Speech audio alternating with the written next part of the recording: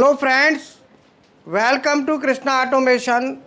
आज का हमारा टॉपिक है पीएलसी कम्युनिकेशन किसे कहते हैं और कम्युनिकेशन में कम्युनिकेशन केबल क्या होती है और कम्युनिकेशन प्रोटोकॉल क्या होता है। ये आज का टॉपिक है। ठीक है, तो सभी स्टूडेंट जितने भी ऑफलाइन है ऑनलाइन है सभी अपना देखें। सबसे पहले बात आती है कम्युनिकेशन किसे कहते हैं। What is communication? कम्युनिकेशन का मतलब होता है, अगर हम पीएलसी की भाषा में बात करें, पीएलसी की लैंग्वेज में बात करें और पीएलसी के लिए बात करें तो कम्युनिकेशन मीन्स होता है data transfer. Data transfer from one software device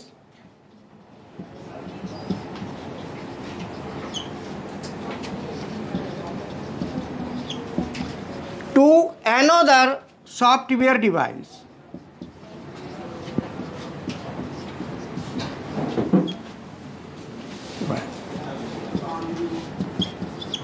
एक सॉफ्टवेयर डिवाइस से दूसरी सॉफ्टवेयर डिवाइस में डाटा ट्रांसफ़र करने को कम्युनिकेशन कहते हैं। जैसे मान लो मैंने यहाँ पे ले ली HMI, यहाँ पे ले लिया PC कंप्यूटर और यहाँ पे ले ली PLC। अगर मैंने ये तीन डिवाइसें ले ली तो HMI से PLC, PC से PLC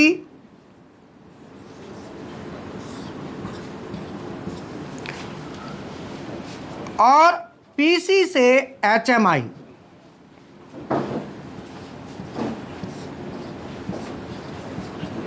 यहाँ पे इतनी कम्युनिकेशन की आवश्यकता होगी। PC माने कंप्यूटर, पर्सनल कंप्यूटर। यहाँ पे हम प्रोग्राम बनाएंगे तो PC के अंदर हम प्रोग्राम लिखेंगे, इसमें PC पर्सनल कंप्यूटर। कंप्यूटर से जो भी प्रोग्राम हम लिखेंगे वो PLC में जाएगा, कंप्यूटर से लिखेंगे HMI में जाएगा, HMI को PLC से कम्युनिकेट कराएंगे।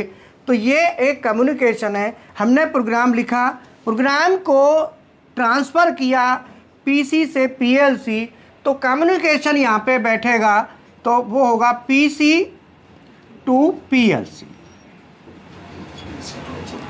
PC से PLC में भेज सकते हैं डाटा और इसको हम कहेंगे download to PLC। Download to PLC, इसको हम PLC में डाउनलोड भी कहते हैं। दो नाम इसके दिए जाते हैं। दूसरा है PLC to PC। PLC to PC इसको हम कहेंगे upload from PLC। Upload from PLC, ये दो नाम आपको याद रखने। जब भी PLC में डाटा, कंप्यूटर में आपने कोई भी प्रोग्राम लिखा, जैसे मान लो सिंपल मैंने लिखा यहाँ पे X0 और यहाँ पे लिखा Y0, ये मैंने एक लैडर बनाया। इस लैडर को कंप्यूटर में बना के मैंने PLC में भेजना है तो उसे कहते हैं डाउनलोड टू PLC। क्या बोलते हैं? और PLC में ये जाएगा तो सेम ये प्रोग्राम PLC में चला जाएगा। और PLC से अगर लेना है कंप्यूटर में तो उसे कहते हैं upload from PLC। Upload from PLC, ये नाम आपको पता होने चाहिए, आपको मेमोराइज होने चाहिए। ये इंपॉर्टेंट नाम है दोनों। दूसरा HMI और PLC है। तो अब हम PC में प्रोग्राम बनाएंगे HMI का, तो HMI में भेजेंगे तो उसको हम क्या कहेंगे? PC टू HMI और या डाउन PC से HMI में भेजना और HMI टू PC। मतलब PC HMI का प्रोग्राम भी कंप्यूटर में बनेगा, PLC का प्रोग्राम भी कंप्यूटर में बनेगा, इन दोनों के सॉफ्टवेयर होंगे। PLC का भी सॉफ्टवेयर होगा जिसमें प्रोग्राम बनेगा, HMI का भी सॉफ्टवेयर होगा जो कंप्यूटर में होगा, उसमें प्रोग्राम बनेगा। अब आती है कम्युनिकेशन केबल। कम्युनिकेशन केबल किसे कहते हैं? तो कम्युनिकेशन केबल क्या है? ये जो आप देख रहे हैं यही कम्युनिकेशन केबल कहलाती है। इधर तो पूरा दिख रहा है ना।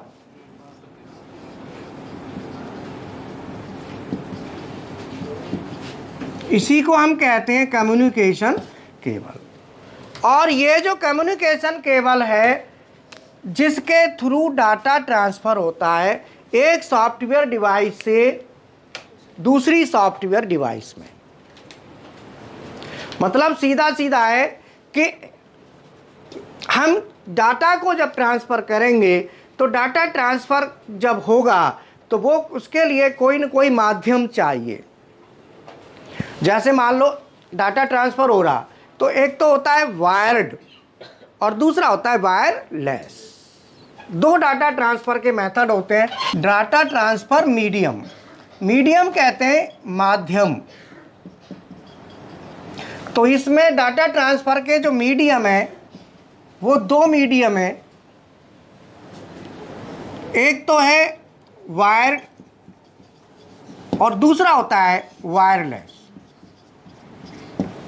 वायर्ड में आता है जिसमें कम्युनिकेशन केबल हमारी लगती है, तो वायर्ड में आते हैं इसमें कम्युनिकेशन केबल लगेगी।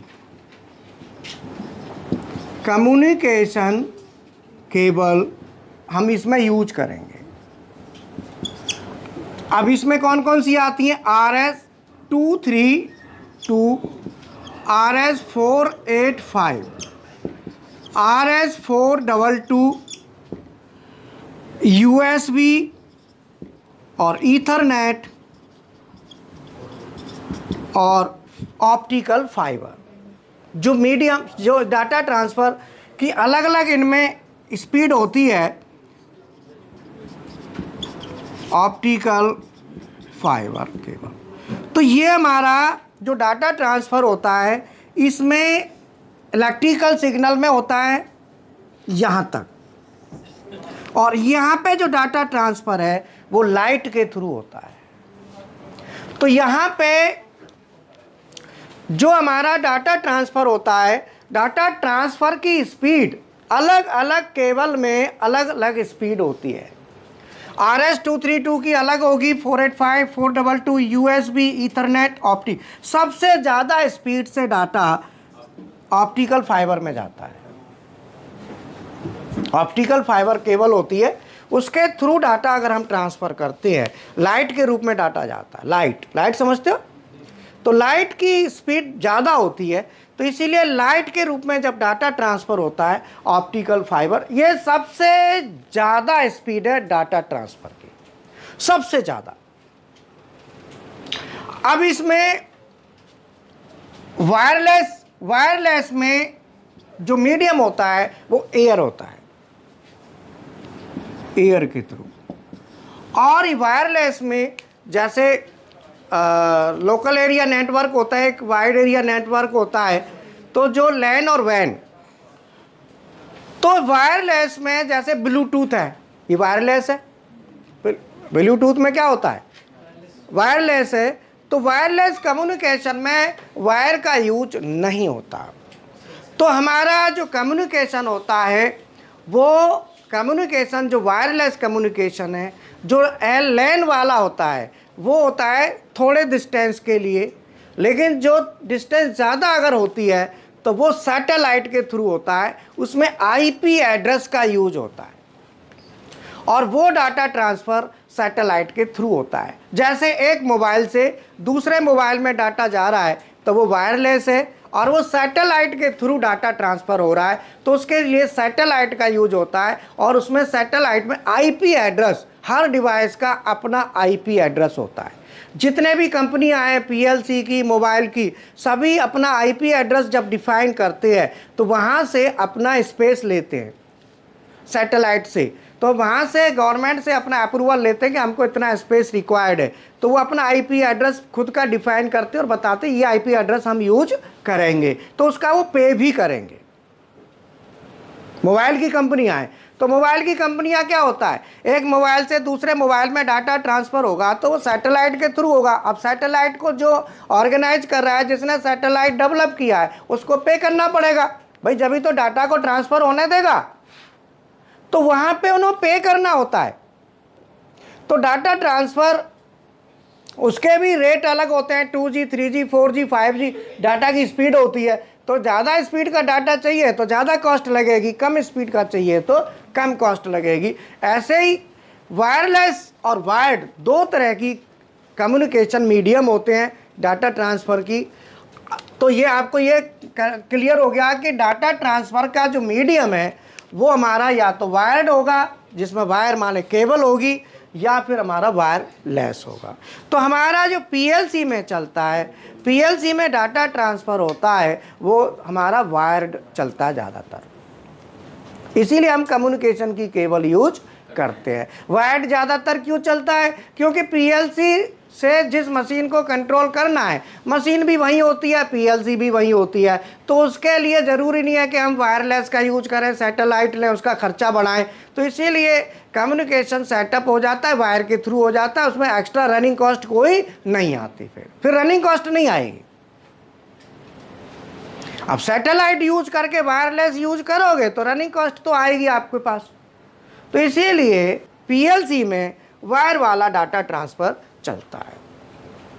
दूसरा है कम्युनिकेशन प्रोटोकॉल। कम्युनिकेशन प्रोटोकॉल किस, तो आप कम्युनिकेशन केबल समझ में आ गया। Communication cable is the medium which is used for transferring the data from one software device to other software device. एक सॉफ्टवेयर डिवाइस से दूसरी सॉफ्टवेयर डिवाइस में डाटा ट्रांसफ़र करने का माध्यम है। अब अगला स्टेप आता है कम्युनिकेशन प्रोटोकॉल। कम्युनिकेशन प्रोटोकॉल क्या है? कम्युनिकेशन प्रोटोकॉल होता है जो डाटा को लेके जाता है, केबल के थ्रू डाटा जा रहा है, जैसे केबल है, तो ये यहाँ पे क्या है, ये क्या है, कम्युनिकेशन केबल। Communication cable. अब केबल के थ्रू डाटा जा रहा है, बट डाटा को कोई लेके तो जाएगा, तो डाटा को जो लेके जाता है उसे कहते हैं कम्युनिकेशन प्रोटोकॉल। सो प्रोटोकॉल का कैसे डिफाइन करोगे? What is communication protocol? Carrier of data transfer. Data transfer का कैरियर, ले जाने वाला। कोरियर और कैरियर, कोरियर भी क्या है, कैरियर। कोरियर कहते हैं ना, वहाँ भी क्या होता है, कोई भी मटेरियल ट्रांसफ़र होता है, हार्डवेयर का कोई पेन है जैसे यही है, तो इसे हम कोरियर के थ्रू भेजते हैं। तो जब हम इसे कोरियर के थ्रू भेजते हैं तो वो क्या है, जब वो ले जाने वाला कोरियर जो एजेंसी है वो लेके जाती है, तो ये जो प्रोटोकॉल है ये भी ले जाने वाला है, ये भी कोरियर है, इसको हम कहते हैं डाटा कैरियर। क्या कहते हैं? तो protocol is, communication protocol is data carrier, data transfer carrier, data को ले जाने वाला साधन, संसाधन। ठीक है। तो कम्युनिकेशन प्रोटोकॉल में ज़्यादातर हमारे जो यूज होते हैं वो कौन कौन से होते हैं?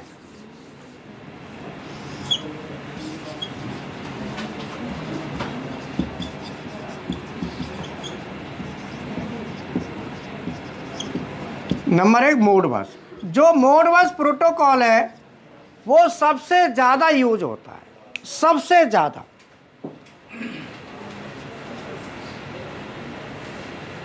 बोलो, मोडबस का यूज सबसे ज़्यादा होता है।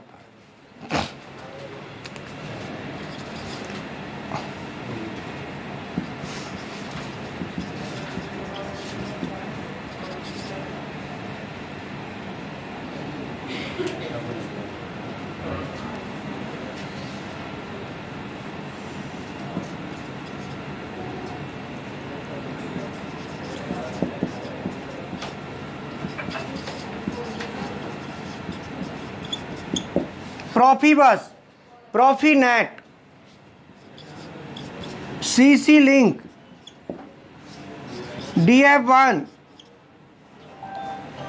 CX1, ये सब क्या है? प्रोटोकॉल्स हैं।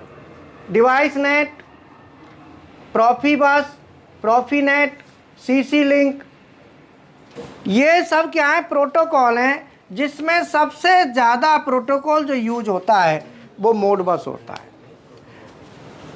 हर कंपनी का अपना स्टैंडर्ड प्रोटोकॉल होता है, हर कंपनी का अपना।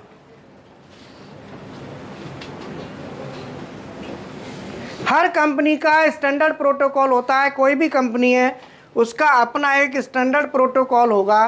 कोई भी कंपनी है, जैसे मोडबस है, ये मोडिकॉन का है। ऐसे ये सब जो है प्रोटोकॉल है, ये अलग अलग कंपनी के हैं। जो स्नाइडर कंपनी है ये उसका मोडबस प्रोटोकॉल है, और ये सीमेंस के हैं प्रोफीबस, प्रोफीनेट। हर प्रोटोकॉल कोई न कोई कंपनी का होता है, लेकिन जो मोडबस प्रोटोकॉल है ये मार्केट में ओपन रहता है, ये कोई भी इसे यूज कर सकता है। बाकी सब अपने अपने स्टैंडर्ड प्रोटोकॉल्स को यूज करते हैं। जिस कंपनी का अपना है, स्नाइडर का मोडिकॉन यही है मोडबस। तो ये अपने अपने प्रोटोकॉल, कंपनियां, सब कंपनी अपने अपने प्रोटोकॉल यूज करती हैं। साथ ही साथ डाटा ट्रांसफ़र में मोडबस का भी यूज करते हैं, क्योंकि मोडबस क्या है कि वो ओपन है। तो मोडबस प्रोटोकॉल को कोई भी यूज कर लेता है। तो मैं आपको 3 पॉइंट आपको बताए